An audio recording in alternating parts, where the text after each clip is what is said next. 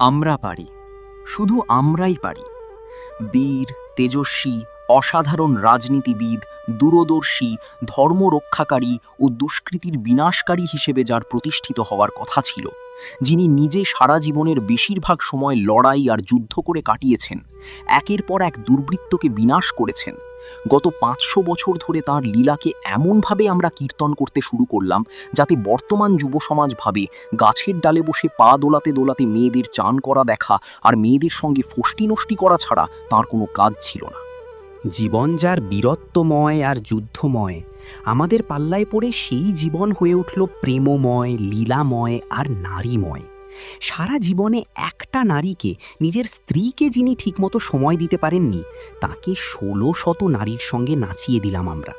তিনি নিজে কখনো কাউকে খোল করতাল নিয়ে নাচ গান করার পরামর্শ দেননি, অথচ সেটাকেই মুখ্য করে আমরা কাঁদতে লাগলাম। সেই যে কান্নার শুরু, সেই কান্না আজও সমানে চলছে। অলীক, অবাস্তব আর যুক্তিহীন কল্পনা মানুষকে কাঁদতে শেখায়। আমরা ভণ্ড, তাই ভক্তের ভগবান যখন ভণ্ডের ভগবান হয়ে ওঠে তখন কেঁদেই কেটে যায়। আমরা কাপুরুষ এবং দুর্বল চিত্ত, যৌনতা আমাদের মজ্জায় মজ্জায়। ভক্তের ভগবানকেও আমরা আমাদের মতো বানিয়ে নিয়েছি। আমাদের ভণ্ডামির পাহাড় প্রমাণ ছাইয়ের আড়ালে চাপা পড়ে গেছে ভগবান, আর কিছুতেই মাথা তুলতে পারছে না। আমি কেষ্ট ঠাকুর, নাড়ুগোপাল বা গোপাল ঠাকুর নয়, আমি শ্রীকৃষ্ণের কথা বলছি। ভারতের ভগবান কুলের অন্যতম চরিত্র তিনি। অসাধারণ বীর এবং বাগ্মী, দূরদৃষ্টিসম্পন্ন রাজনৈতিক নেতা, অত্যন্ত যুক্তিবাদী। জীবন ও সমাজ কেমন হবে তার বিস্তারিত বিবরণ দিয়েছে গীতায়। প্রচণ্ড অস্থির সময়েও কি করে মাথা ঠান্ডা রাখতে হয় তা বলেছেন কুরুক্ষেত্রে দাঁড়িয়ে। তাঁরই চরিত্র আমাদের পছন্দ হয়নি। ভক্ত নয় বলে হয়নি, আমরা ভণ্ড। ষণ্ড মানে যদি ষাঁড় হয়, তাহলে ভণ্ড মানে ভাঁড় হতে পারে। কৃষ্ণকে নিয়ে আমাদের সেই ভণ্ডামো বা ভাঁড়ামো চলছে দীর্ঘদিন ধরে। আমরা জানি ভাবনা আমাদের প্রভাবিত করে। কেউ যদি সর্বদা ভাবে আমি চোর হব, সে চোর হবেই। কেউ যদি ভাবে আমি ভালো হব, আমাকে ভালো হতে হবে, তাহলে সে ভালো হবেই। গত ৫০০ বছর ধরে একদল মানুষ ভাবছেন জগতে একমাত্র কৃষ্ণই পুরুষ আর সব নারী। এরকম ভাবতে ভাবতে গোটা ভারতের বেশিরভাগ অংশ নারীতে পরিণত হয়েছে। দেখতে শুনতে পুরুষের মতো, কিন্তু পৌরষ নেই, তেজ নেই। দীর্ঘদিন ধরে ভাবছে আমরা তো কেউ পুরুষ নই, কৃষ্ণ একমাত্র পুরুষ। এরকম ভাবতে ভাবতে নিজেরাই কখন পৌরুষ হারিয়েছি সে হুঁশ নেই। পুরুষ যদি নারী হবার চেষ্টা করে, তাহলে নারীও হয় না, পুরুষও হয় না। এই মাঝামাঝি লোকের ভিড়ে ভরে গেছে ভারতবর্ষ। চারপাশের অন্যায় সয়ে সয়ে আমাদের পিঠে ঘা, চারপাশে ভন ভন করে বেড়াচ্ছে বিষাক্ত মাছি। তবুও আমাদের চিন্তা নেই, চেতনা নেই। আমরা শুধু কৃষ্ণের নামে হাউমাউ করে কাঁদছি। ঠাকুরের সামনে দাঁড়িয়ে সে কি হাপুস নয়নে কান্না, দু হাত তুলে কাঁদছি। সেই সুযোগে আমাদের কাপড় খুলে নিয়ে পালাচ্ছে দুষ্কৃতিকারীরা।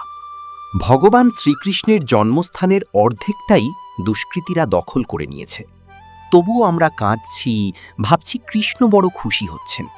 কৃষ্ণ জানেন এরা কাপুরুষ, এদের দিয়ে কিচ্ছু হবে না। তিনি মুচকি হাসছেন এদের ভণ্ডামো আর নপুংসকতা দেখে। এইসব কৃষ্ণ ভক্তরা মিথ্যার জাহাজ। বীর আর সাহসী কৃষ্ণের জন্ম থেকে মৃত্যু পর্যন্ত পুরো জীবনটাকেই ভণ্ডামি দিয়ে আর মিথ্যা দিয়ে চাপা দিয়েছেন।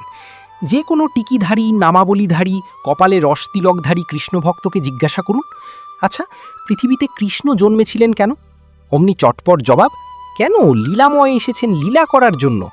এই চূড়ান্ত মিথ্যাটি বহুবার বহু জনকে বলতে শুনেছি। প্রেমাবতার প্রেম ছড়াবার জন্য অবতীর্ণ হয়েছেন। মানুষও গোগ্রাসে গিলে এসব।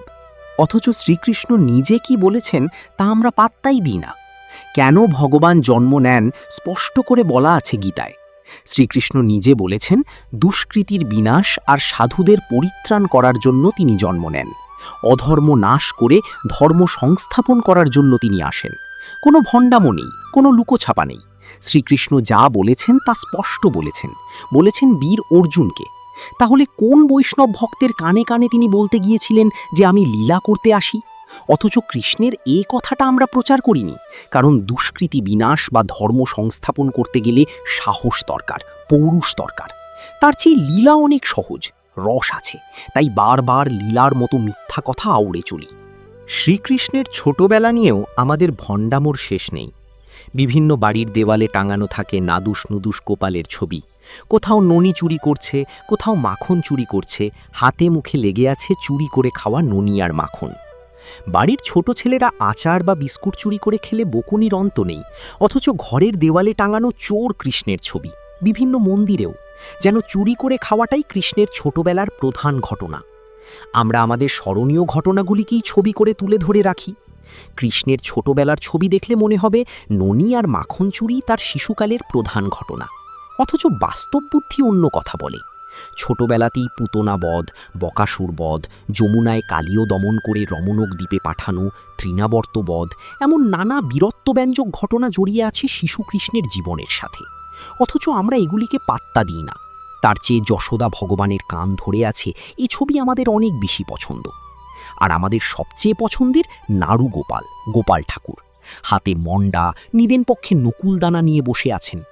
আমরা ভণ্ড এবং কাপুরুষ, তাই কৃষ্ণের শিশুকালের বীরত্বব্যঞ্জক জীবনকে ঢেকে দিয়েছি নাড়ু আর ননি মাখন দিয়ে, বীরত্বকে ঢেকে দিয়েছি দুর্বলতা আর কাপুরুষতা দিয়ে, মেয়েলি ন্যাকামো দিয়ে।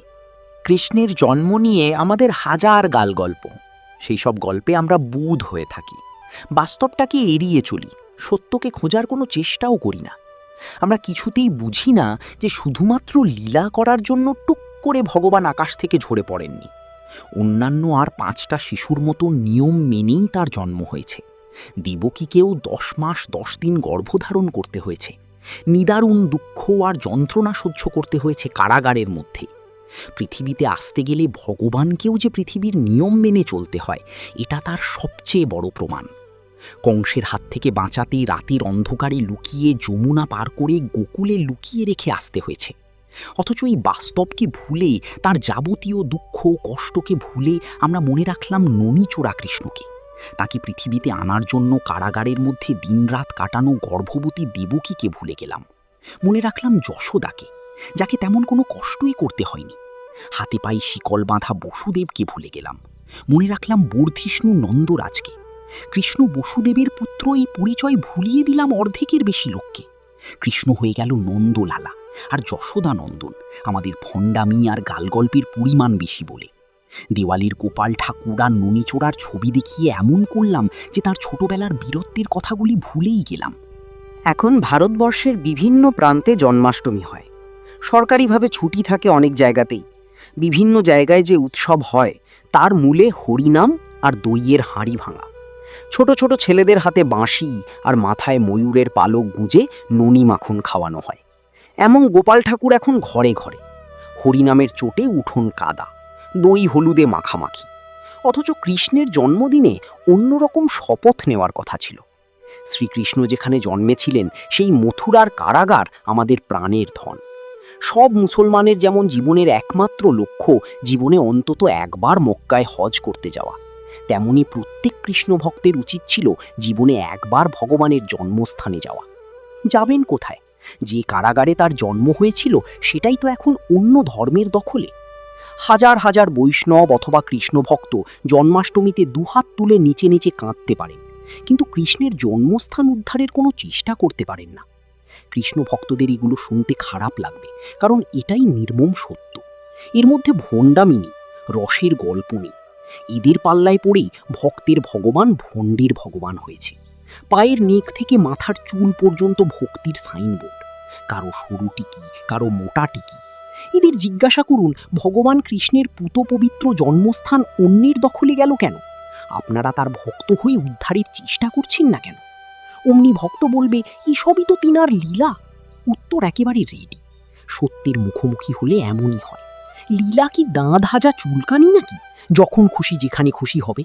ভক্তদের হবে, ভগবানের হবে, ভক্ত না হয়ে ভণ্ড হলে এমনই হয়।